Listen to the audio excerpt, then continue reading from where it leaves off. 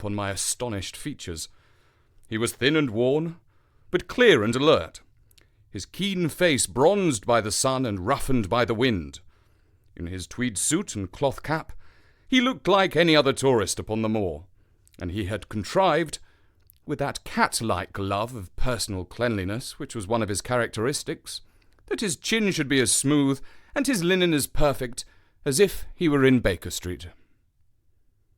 "I was never more glad to see anyone in my life," said I as I wrung him by the hand. "Or more astonished, eh? Well, I must confess it. The surprise was not all on one side, I assure you.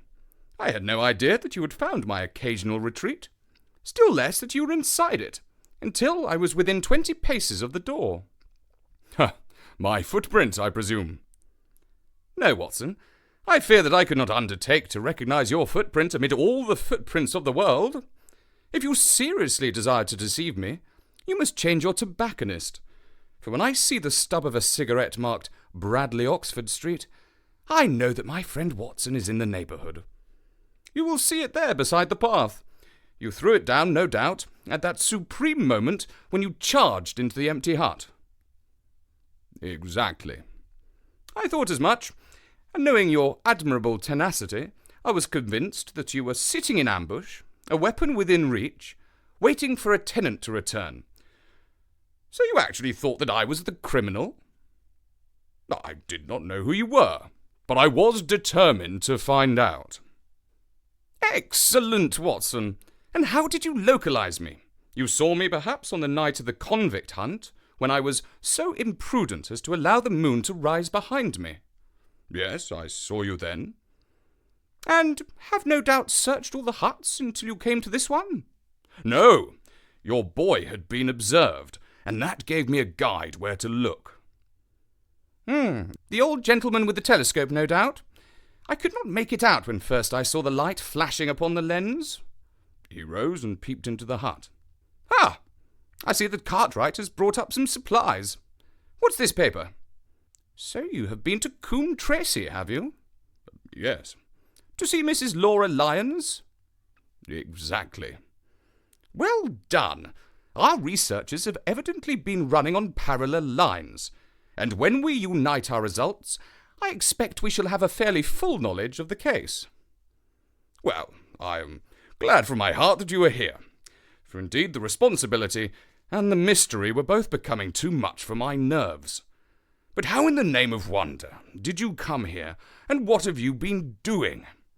I thought that you were in Baker Street, working on that case of blackmailing." "That was what I wished you to think." "Then you use me, and you do not trust me?" I cried with some bitterness.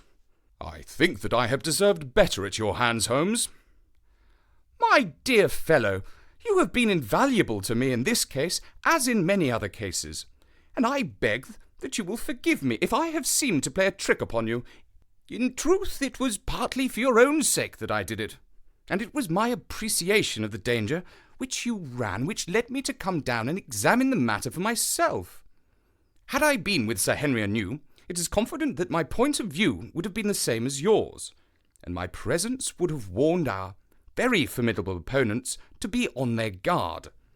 As it is, I have been able to get about as I could not possibly have done had I been living in the Hall, and I remain an unknown factor in the business, ready to throw in all my weight at a critical moment."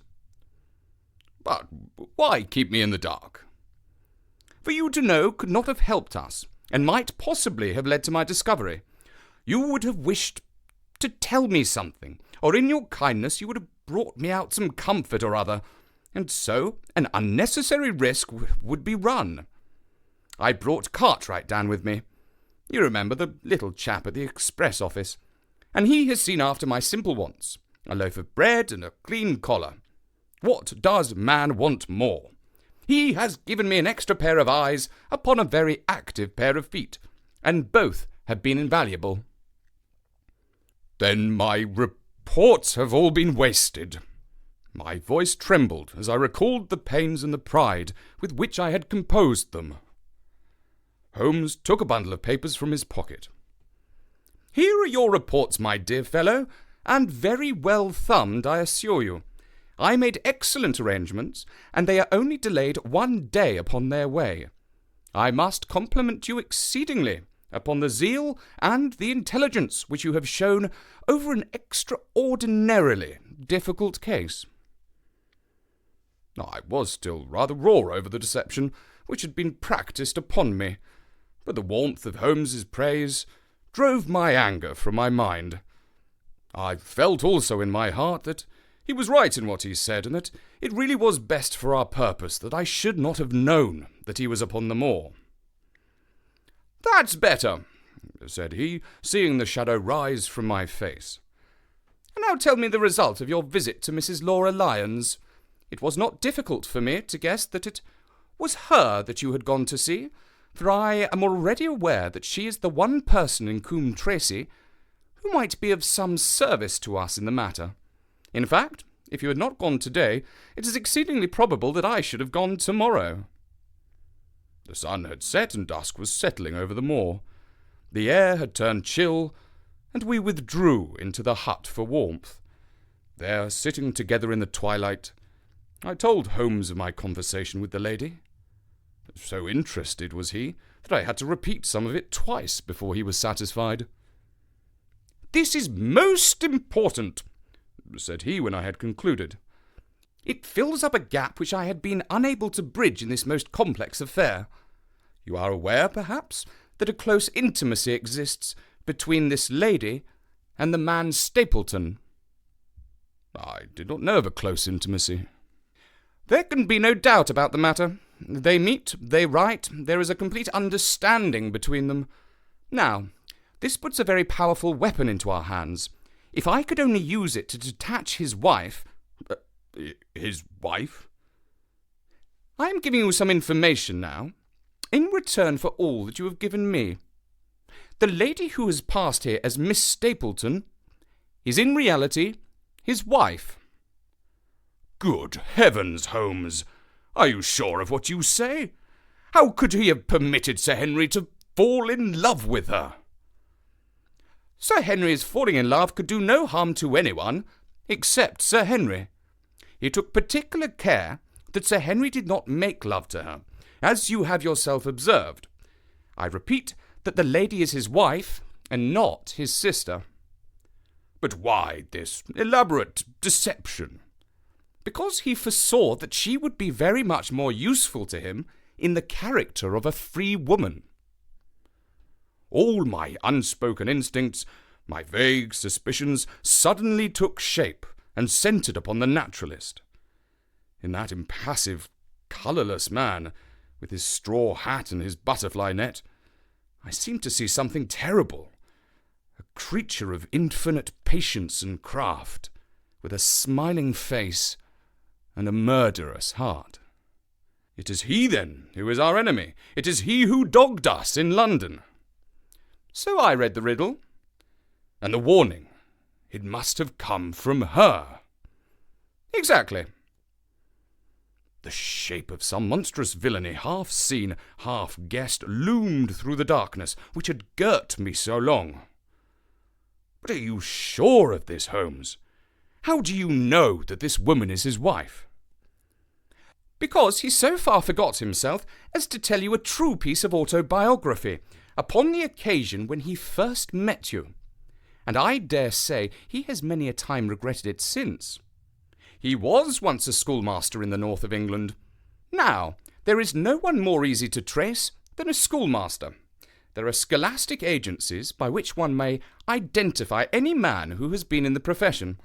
A little investigation showed me that a school had come to grief under atrocious circumstances, and that the man who had owned it, the name was different, had disappeared with his wife. The descriptions agreed.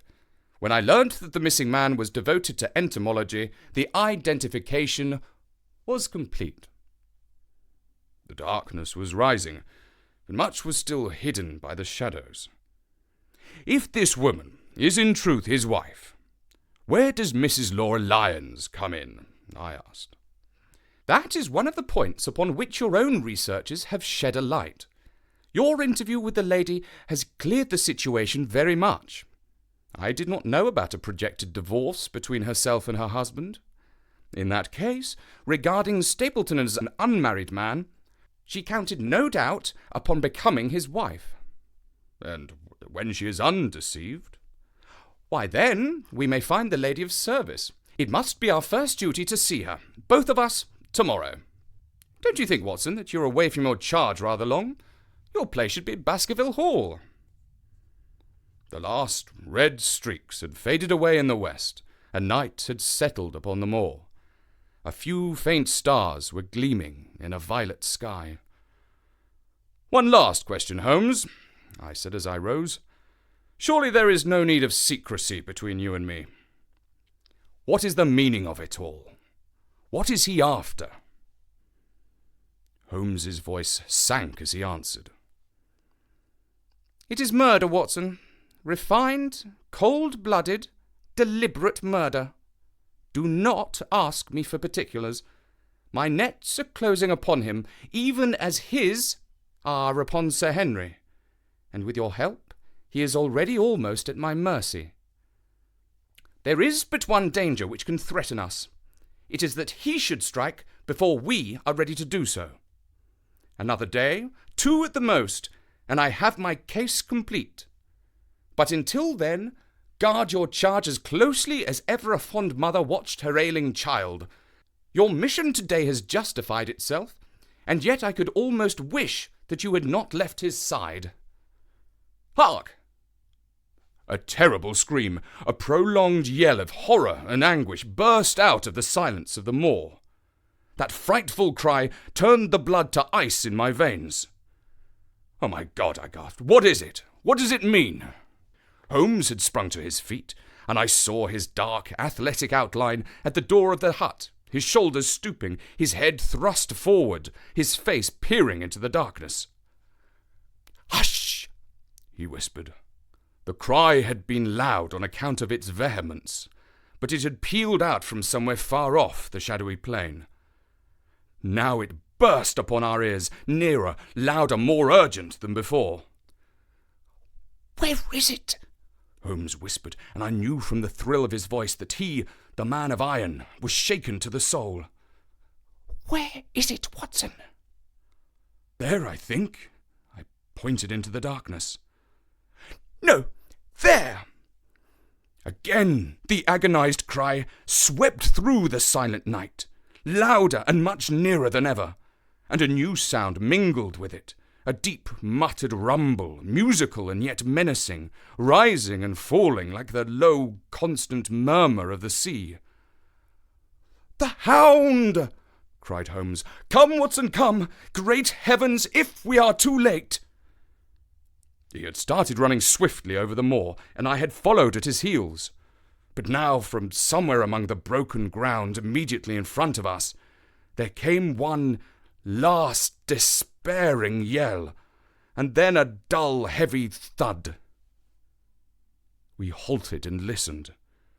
Not another sound broke the heavy silence of the windless night. I saw Holmes put his hand to his forehead like a man distracted. He stamped his feet upon the ground. "He has beaten us, Watson! We are too late!" No, surely not. Fool that I was to hold my hand! And you, Watson, see what comes of abandoning your charge. But by heaven, if the worst has happened, we'll avenge him. Blindly we ran through the gloom, blundering against boulders, forcing our way through gorse bushes, panting up hills and rushing down slopes, heading always in the direction whence those dreadful sounds had come. At every rise, Holmes looked eagerly around, but the shadows were thick upon the moor, and nothing moved upon its dreary face. "Can you see anything?" "Nothing." "But hark, what is that?" A low moan had fallen upon our ears. There it was again upon our left. On that side a ridge of rocks ended in a sheer cliff which overlooked a stone-strewn slope. On its jagged face was spread-eagled some dark, irregular object. As we ran towards it, the vague outline hardened into a definite shape. It was a prostrate man, face downward upon the ground, the head doubled under him at a horrible angle, the shoulders rounded, and the body hunched together as if in the act of throwing a somersault. So grotesque was the attitude that I could not for the instant realize that the moan had been the passing of his soul. Not a whisper, not a rustle rose now from the dark figure over which we stooped. Holmes laid his hand upon him and held it up with an exclamation of horror. The gleam of the match which he struck shone upon his clotted fingers and upon the ghastly pool which widened slowly from the crushed skull of the victim, and it shone upon something else which turned our hearts sick and faint within us. The body of Sir Henry Baskerville. There was no chance of either of us forgetting that peculiar ruddy tweed suit, the very one which he had worn on the first morning that we had seen him in Baker Street. We caught the one clear glimpse of it, and then the match flickered and went out, even as the hope had gone out of our souls. Holmes groaned, and his face glimmered white through the darkness. "The brute! The brute!" I cried with clenched hands. "Oh, Holmes, I shall never forgive myself for having left him to his fate." "I am more to blame than you, Watson. In order to have my case well rounded and complete, I have thrown away the life of my client. It is the greatest blow which has befallen me in my career. But how could I know? How could I know that he would risk his life alone upon the moor in the face of all my warnings? That we should have heard his screams. My God, those screams, and yet have been unable to save him. Where is this brute of a hound which drove him to his death? It may be lurking among these rocks at this instant. And Stapleton, where is he? He shall answer for this deed." "He shall. I will see to that. Uncle and nephew have been murdered. The one frightened to death by the very sight of a beast which he thought to be supernatural. The other driven to his end in his wild flight to escape from it. But now we have to prove the connection between the man and the beast. Save from what we heard, we cannot even swear to the existence of the latter, since Sir Henry has evidently died from the fall. But, by heavens, cunning as he is, the fellow shall be in my power before another day is past." We stood with bitter hearts on either side of the mangled body, overwhelmed by the sudden and irrevocable disaster which had brought all our long and weary labours to so piteous an end. Then, as the moon rose, we climbed to the top of the rocks over which our poor friend had fallen, and from the summit we gazed over the shadowy moor, half silver and half gloom. Far away, miles off in the direction of Grimpen, a single steady yellow light was shining. It could only come from the lonely abode of the Stapletons. With a bitter curse, I shook my fist at it as I gazed. "Why should we not seize him at once?" "Our case is not complete. The fellow is wary and cunning to the last degree. It is not what we know, but what we can prove. If we make one false move, the villain may escape us yet." "What can we do?" "There will be plenty for us to do tomorrow. Tonight, we can only perform the last offices to our poor friend." Together we made our way down the precipitous slope and approached the body, black and clear against the silvered stones. The agony of those contorted limbs struck me with a spasm of pain and blurred my eyes with tears. "We must send for help, Holmes. We cannot carry him all the way to the hall." "Good heavens, are you mad?" He had uttered a cry and bent over the body. Now he was dancing and laughing and wringing my hand. Could this be my stern, self-contained friend? These were hidden fires indeed. "A beard! A beard! The man has a beard!" "A beard?" "It is not the baronet! It is—" "Why, It is my neighbour, the convict!" With feverish haste we had turned the body over, and that dripping beard was pointing up to the cold, clear moon. There could be no doubt about the beetling forehead, the sunken animal eyes. It was indeed the same face which had glared upon me in the light of the candle from over the rock, the face of Selden, the criminal. Then in an instant it was all clear to me. I remembered how the baronet had told me that he had handed his old wardrobe to Barrymore. Barrymore had passed it on in order to help Selden in his escape. Boots, shirt, cap, it was all Sir Henry's. The tragedy was still black enough, but this man had at least deserved death by the laws of his country. I told Holmes how the matter stood, my heart bubbling over with thankfulness and joy. "Then the clothes have been the poor devil's death," said he. "It is clear enough that the hound has been laid on from some article of Sir Henry's. The boot which was abstracted in the hotel in all probability, and so ran this man down. There is one very singular thing, however. How came Selden in the darkness to know that the hound was on his trail?" "He heard him." "To hear a hound upon the moor would not work a hard man like the convict into such a paroxysm of terror that he would risk recapture by screaming wildly for help. By his cries, he must have run a long way after he knew the animal was on his track." "How did he know?" "A greater mystery to me is why this hound, presuming that all our conjectures are correct—" "I presume nothing." "Well then, why this hound should be loose tonight. I suppose that it does not always run loose upon the moor. Stapleton would not let it go unless he had reason to think that Sir Henry would be there." "My difficulty is more formidable of the two, for I think that we shall very shortly get an explanation of yours, while mine may remain forever a mystery. The question now is, what shall we do with the poor wretch's body? We cannot leave it here to the foxes and the ravens." "I suggest that we put it in one of those huts until we can communicate with the police." "Exactly. I have no doubt that you and I could carry it so far. Hello, Watson, what's this?" "It's the man himself, by all that's wonderful and audacious. Not a word to show your suspicions, not a word, or my plans crumble to the ground." A figure was approaching us over the moor.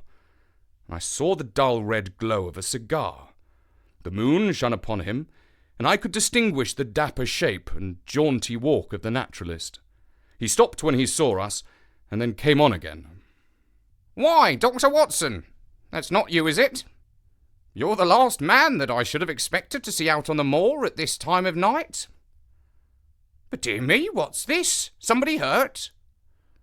"No, don't tell me that it's Sir Henry." He hurried past me and stooped over the dead man. I heard a sharp intake of breath, and the cigar fell from his fingers. Who's this?"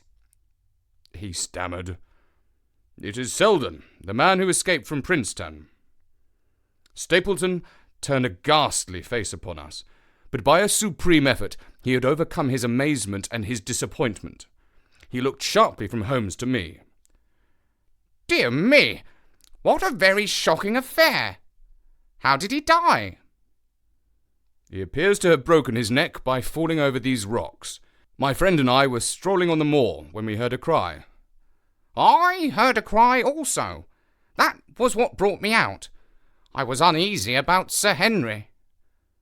"Why about Sir Henry in particular?" I could not help asking. "Because I had suggested that he come over. When he did not come, I was surprised, and I naturally became alarmed for his safety when I heard those cries upon the moor. By the way—" His eyes darted again from my face to Holmes's. "Did you hear anything else apart from a cry?" "No," said Holmes. "Did you?" "No." "What do you mean, then?" "Oh, you know the stories that the peasants tell about a phantom hound and so on. It is said to be heard at night upon the moor. I was wondering if there were any evidence of such a sound tonight." "We heard nothing of the kind," said I. "And what is your theory of this poor fellow's death?" "I have no doubt that anxiety and exposure have driven him off his head. He has rushed about the moor in a crazy state, and eventually fallen over here and broken his neck." "That seems the most reasonable theory," said Stapleton, and he gave a sigh, which I took to indicate his relief. "What do you think, Mr. Sherlock Holmes?" My friend bowed his compliments. "You are quick at identification," he said. "We have been expecting you in these parts since Dr. Watson came down. You were in time to see a tragedy." "Yes, indeed. I have no doubt that my friend's explanation will cover the facts. I will take an unpleasant remembrance back to London with me tomorrow." "Oh, you return tomorrow?" "That is my intention." "I hope your visit has cast some light upon those occurrences which have puzzled us." Holmes shrugged his shoulders. "One cannot always have the success for which one hopes. An investigator needs facts, and not legends or rumours. It has not been a satisfactory case." My friend spoke in his frankest and most unconcerned manner. Stapleton still looked hard at him, then he turned to me. "I would suggest carrying this poor fellow to my house, but it would give my sister such a fright that I do not feel justified in doing it. I think that if we put something over his face, he'll be safe until morning." And so it was arranged. Resisting Stapleton's offer of hospitality, Holmes and I set off to Baskerville Hall, leaving the naturalist to return alone. Looking back, we saw the figure moving slowly away over the broad moor, and behind him that one black smudge on the silvered slope, which showed where the man was lying, who had come so horribly to his end. The Hound of the Baskervilles is read by me, Richard Scott, and can be downloaded for free from storynori.com and iTunes. Thank you for listening.